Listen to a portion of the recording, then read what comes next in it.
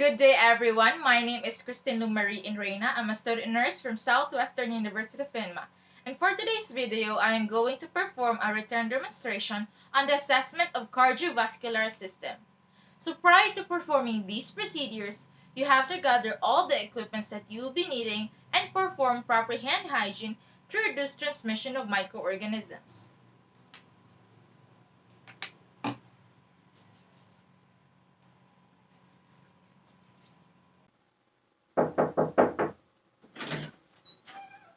Good morning, ma'am. Good morning. I am Christine Lumarie Reina, your student nurse for today, and I'll be here from 8 a.m. to 4 p.m. in order to assist you in all of your needs. So since I don't see an armband with your name on it, can you please verify your full name and date of birth for me? My name is Miss Lovely Reyes. I was born on January 10, 1970. Okay, so what would you like me to call you po? Miss Lovely. Okay, so Miss Lovely, how are you feeling today? I'm okay, I'm fine. Okay, good. So, Miss Lovely, I am going to perform on the assessment of your cardiovascular system. And to give you a heads up, you will need to be in specific and various positions as we go along with the assessment. So, is that okay with you? Okay. Okay, so what would you prefer, Miss Lovely? Close the door for your privacy or just leave it as it is? Just close the door. Okay, thank you. Okay, so Miss Rose, I need you to lie down in bed so that I can have an access on your chest area. Is that okay? Mm-hmm. Okay. Yes.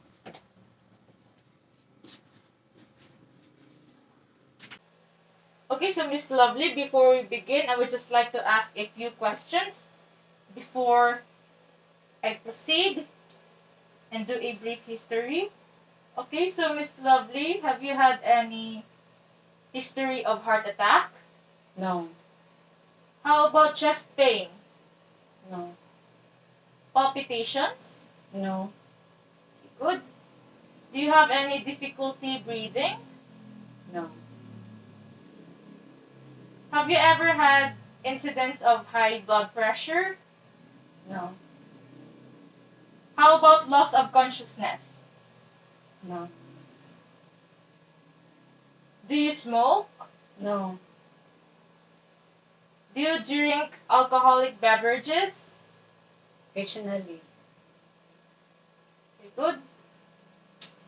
Okay, so now I'll proceed in assessing the carotid arteries of the patient by first inspecting the left and right carotid arteries. Okay, so it is important that you stand next to the patient's right side and instruct the patient to tilt her head slightly away from the site being examined. Okay, so Miss Rose, I want you to turn your head slightly from your left side. Okay. Now on this side, please. On your right side. Okay, good. Okay, so upon inspection, wave of the pulses are visible, and this is a normal finding since the carotid arteries are the only site for assessing the quality of pulse waves. Now, if there is an absence of pulse waves upon inspection, then you might suspect that the patient has arterial occlusion, which is blockage of the artery, and stenosis, which is narrowing of the artery. Next, I'm going to palpate the carotid arteries of the patient one at a time, not simultaneously, since this can cause syncope, which may lead the patient having a loss of consciousness due to inadequate circulation of the brain. Okay, so I will use my index and middle finger to palpate the carotid arteries of the patient. Okay, so Miss Rose, I want you to look straight ahead. Okay. You can also instruct the patient to turn their head towards the site being examined, since turning also relaxes the sternocleidomastoid muscle. Okay, so first, I will inspect for the left carotid artery. Okay, on the other side, comparing it. Okay, so upon palpation, bilateral pulses are equal and strong. They are equal in terms of rate, rhythm, and strength. They are also equally elastic, and it has a thrusting quality, which is a normal finding. Now, if you find a diminished or unequal carotid pulse, then you have to explain the pulse amplitude scale and then assess the pulse that you have noted and grade it. So, for instance, if you felt no pulse at all upon palpation, then you have to grade it as 0. And then if you felt a faint pulse but detectable, then you have to grade it as 1 and then so forth. Okay, so now that I'm done palpating the carotid arteries of the patient, I will now proceed in auscultating it.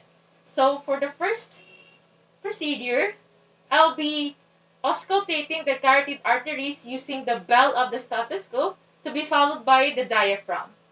So this is to assess if there are any sounds in the carotid arteries. Okay, so Miss Lovely, I want you to breathe in and breathe out, and then hold your breath for a moment as I say so. Okay, so kindly turn your head slightly to the left side. So kindly inhale, exhale, hold for a moment. Okay, you can now breathe in. Okay, good. Now turning to the left side, on the other side. So kindly inhale, exhale, hold it for a moment.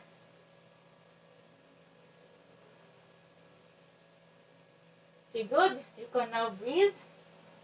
Moving on to the diaphragm of the stethoscope.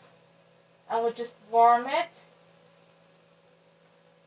Okay, so Miss Lovely, I want you to inhale and exhale again and hold your breath for a moment. So kindly turn again your head to your left side. Okay, so kindly inhale, exhale, hold.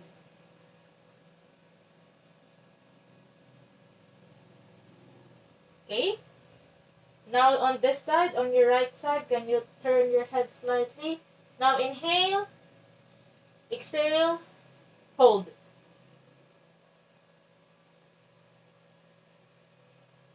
Okay, good. You can now breathe in.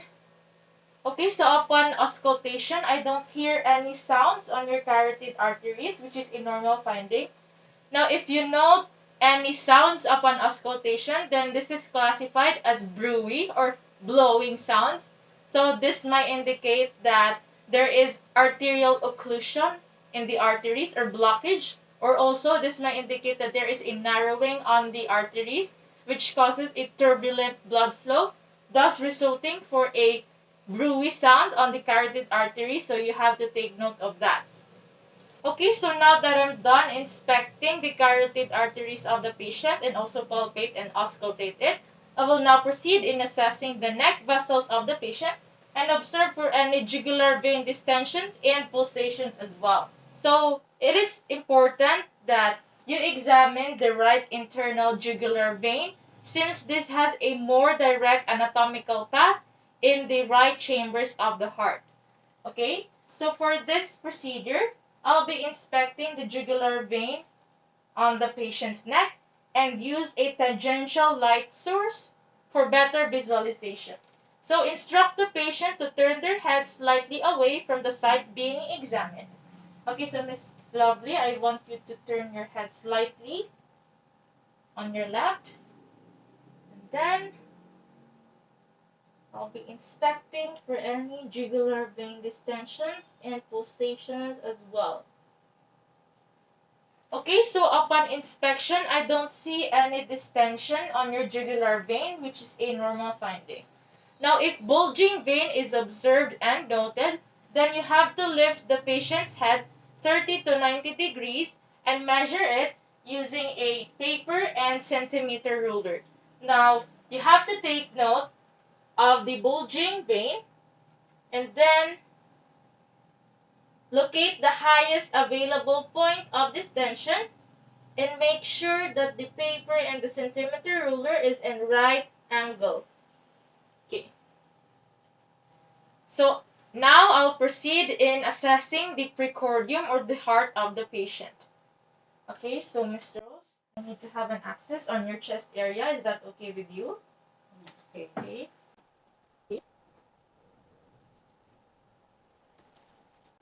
Okay, so now I'm inspecting the chest wall of the patient and note for the contour, symmetry of movement, and also the presence of pulsations.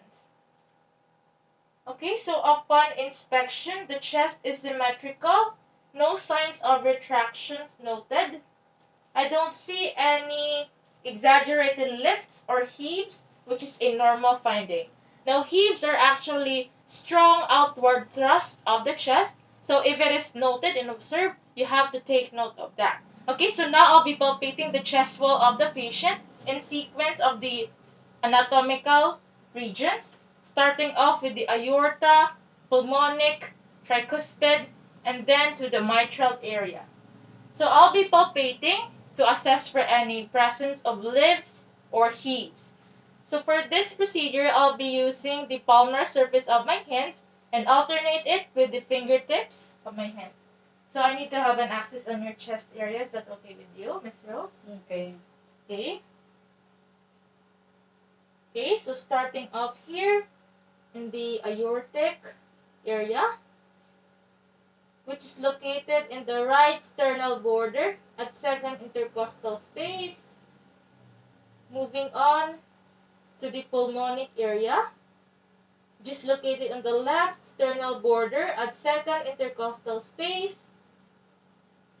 Then to the Erb's point, left sternal border at third intercostal space. And then to the tricuspid area, left sternal border at fourth intercostal space, and then to the mitral area, which is in left fifth intercostal space at mid-clavicular line. Okay, so upon palpation, I don't feel any exaggerated lifts or heaves in these areas, which is a normal finding. Next, I'll be palpating again the anatomical regions in order to assess for the impulses. Okay, so Miss Lovely, I need to have an access on your chest area. So is it okay if I touch you? Okay. Okay. So for this procedure, I'll be using the fingertips of my hands, specifically the 2 to 3 fingertips, which are my index and middle finger, to feel for the impulses in this anatomical region. Okay, so starting off in the aortic area, moving on to the pulmonic area, the tricuspid area, then to the mitral area.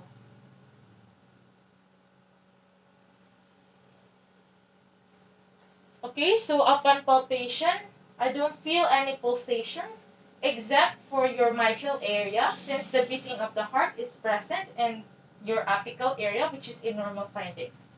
Now, if you cannot feel for the pulses in the apical area, you just have to instruct the patient to roll onto their left side and then assess again the impulse of the apical area. Okay, so Miss Lovely, can you please roll onto your left side? Okay, and they roll.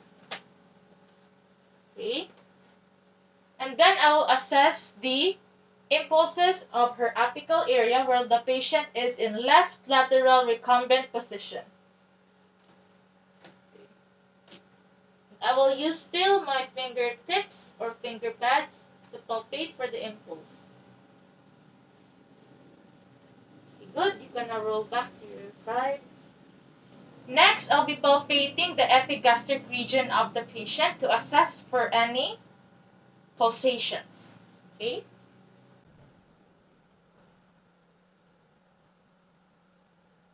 Okay, so upon palpation, I don't feel any pulsations in your epigastric area, which is a normal finding.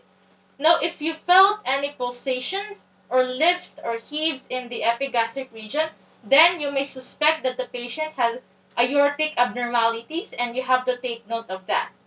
Okay, so now that I'm done inspecting and palpating the chest wall and including the epigastric region of the patient, I will now proceed in auscultating again the anatomical regions still in order to assess for the heart sounds. Okay, so for this procedure, I'll be using the diaphragm first to be followed by the bell of the stethoscope. Since the diaphragm is used for high-pitched tones and the bell is used for assessing for low-pitched tones. Okay, I'll just warm my stethoscope. And then I will place it on the first anatomical region, which is in the aortic area. Okay, following onto the pulmonic area. Okay, down to the Erb's point. Okay, to the tricuspid area. And then to the mitral area. Okay, then I'll be using the bell of the stethoscope.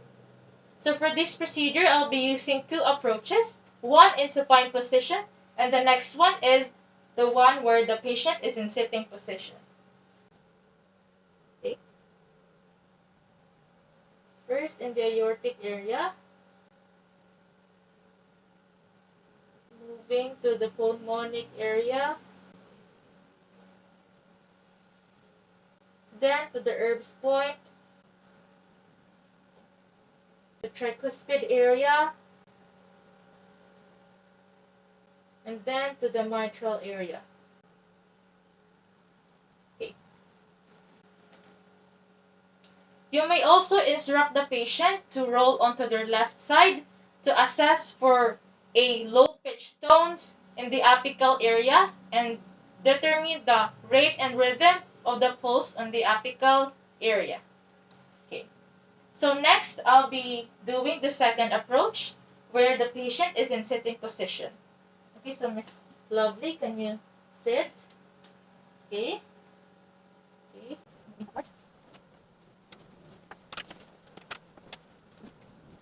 Okay.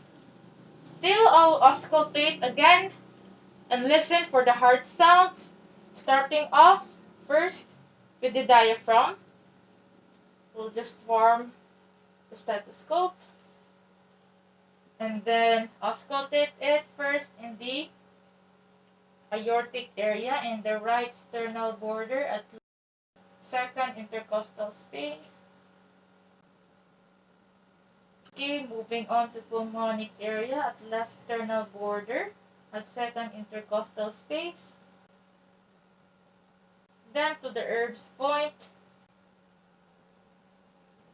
Okay, to the tricuspid area. Okay, moving on to the mitral area. Okay, next, I'll be using the bell of the stethoscope to assess for the low-pitched tones. Okay,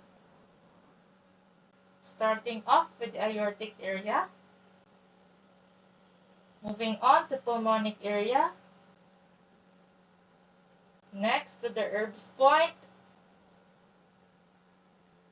to tricuspid area, and then to the mitral area. Okay, so upon auscultation, S1 and S2 are distinct in all areas, which is a normal finding, and no signs of any splitting of heart sounds, no murmurs or thrills heard upon auscultation, and no S3 and S4 heart sounds are heard as well, so this is a normal finding. Now, thrills are actually continuous palpable vibrations that resembles a purring of a cat. So if thrills are noted, you have to assess it and grade it based on the scale. So you have to grade it according to its characteristic of the thrills, if it's low, medium, or high. And meanwhile, the S3 and S4 are extra heart sounds. S3 is a ventricular gallops, which is caused by a premature rush of the blood flow in the ventricles. So this is usually seen in patients with heart problems or heart diseases and also hypertension. While S4 is also an extra heart sounds, which is called atrial gallops, and it resembles like a sound of Tennessee. So a combination of S1, S2, and S3 heart sounds may be heard like a word Kentucky. Okay, So if these extra heart sounds are noted, you have to take note of that. Okay, so now that I'm done inspecting and palpating and auscultating the chest wall of the patient and assessing the heart sounds, the pulsations, the murmurs, or the thrills, I will now proceed in assisting the patient to replace their patient gown. Okay, so Miss Lovely, there's a bathroom right there. You can change back to your clothes or you can change to a new clean patient gown. Okay, so I will assist you. Okay. Okay. Next, I'm going to perform hand hygiene again to reduce transmission of microorganisms. And I'll be using a sanitized alcohol solution. And then I will record and document all the findings that I have gathered in this assessment and discuss it with the patient.